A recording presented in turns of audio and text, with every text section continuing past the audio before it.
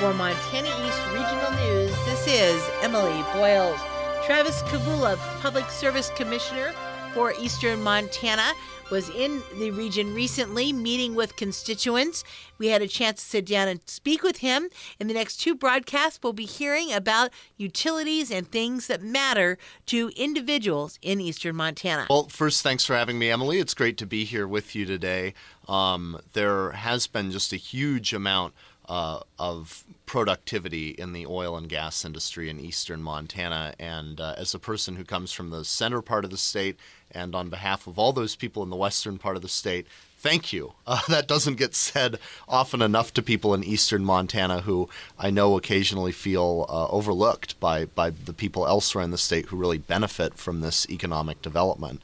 The Public Service Commission is tracking a lot of the development, and in particular, I know I'm concerned about what the oil patch development will mean for building out utilities, electric and gas utilities infrastructure regarding electric transmission and distribution systems, pipelines, even things like water and wastewater systems that are going to have to be built out in a lot of places. And I guess the thing to stress is, you know, this new infrastructure under the typical model of utility regulation, those costs would be spread out among all customers. But this is not a typical situation. And I think what my emphasis is on is that if MDU needs to build new lines to accommodate the oil patch, they need really to be paid by the people who are incurring that new demand on the system. You know, under traditional utility regulation, if you build out a new part to an existing wastewater system, you depreciate that expense over maybe 30 years. I don't think it's likely that this boom will last 30 years. You know, we might be looking at a 10, 15-year boom. And so it's important that we calibrate the payback period of whatever investments we need to make with infrastructure to the actual length of the boom. So, and we've seen this too previously in places like Glendive and Sydney, where you know, the 1970s and 1980s, when a boom showed up, required a lot of infrastructure investment and then went away. It left the remaining populations of those places to pay for it. And that's just not a fair thing that happened in the past. We need to make sure that infrastructure, number one, is developed, but number two, that the right people are paying for it over the right amount of time. And that played a part recently in Williston, North Dakota, just not too far from here, downgrading the town's credit because of some of these kinds of issues. Do you see that as being a risk in Eastern Montana towns? It is a risk, and there are a variety of things we could do to make bonding more straightforward and simple. You know, one of the good things about seeing all the activity happening in North Dakota is that it's a cautionary tale. It's a cautionary tale obviously for law enforcement and public safety, but for some of the more mundane things like public utility infrastructure as well. And, you know, apart from just the transmission and distribution aspects, I know a lot of the rural electric cooperatives and MDU as well are going to eventually have a problem meeting peak demands in the winter and the summer. Now, if we need new generating capacity, that's something that needs to be planned out in advance several years. And we're lucky right now. We've had a relatively mild winter. But if this winter had really gotten consistently cold, talking about consistent days of -20, -30, you know, you may have faced the real possibility of electric capacity shortages.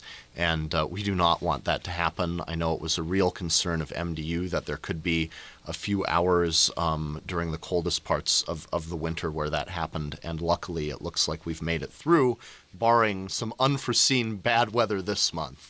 We'll be back with more from Travis Kavulla, PSC Commissioner for our region, after this.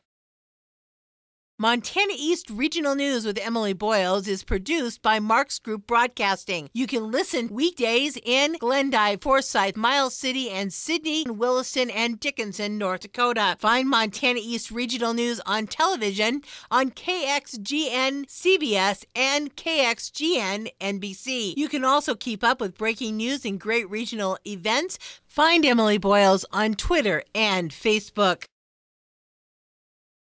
And welcome to your daily dose of reality.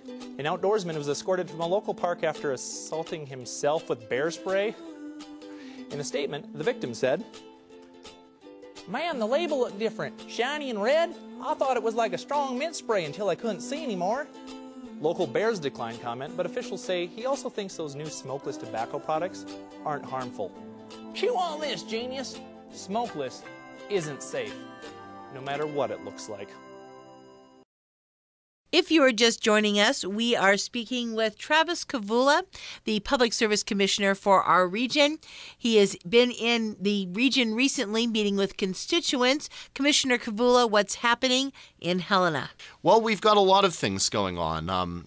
Relevant to people out here, we've got a rate case where Montana Dakota Utilities is proposing an increase in their gas rates. Now, that's going to confuse a lot of people who say, well, gas has been going down as a commodity. It's hit rock bottom. That much is true.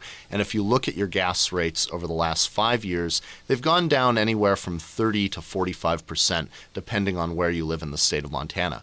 But the cost of building that infrastructure to supply gas is going to have to go up over the scope of time. Hopefully not too much, but we have in a lot of places gas distribution infrastructure to heat people's homes that is 50, 60, 70 years old in some cases, and its depreciation lifespan ran out 20, 30 years ago. So for a plant like that, a utility is actually not earning any money as a depreciation expense or any return on it either. And we need to make sure that the pipe that's in the ground is safe, is reliable, and it's frankly a good time to begin replacing some of that stuff, because the debt costs that these companies have to incur to replace it is also at an all-time low. I mean, 5 years ago, in addition to very high gas prices, about anywhere from $10 to $14 per decatherm, you were looking at cost of debt that you could get from the bond markets that was maybe 5, 6, 7%.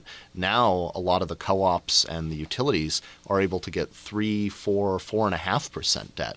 So there's never been a better time, frankly, to be engaged in large-scale construction projects when the price of gas itself is relatively low and when the price of debt is low. But we have that gas rate case going on at the PSC. It's keeping us pretty busy. We're also following some pipeline developments. The Public Service Commission a couple of years ago at this point granted Keystone XL's request to be a common carrier pipeline, it's called, which a common carrier pipeline has to agree to take on production, not just from Alberta, but also if there's enough produce here in Montana to agree to an on-ramp and have oil shipped that way.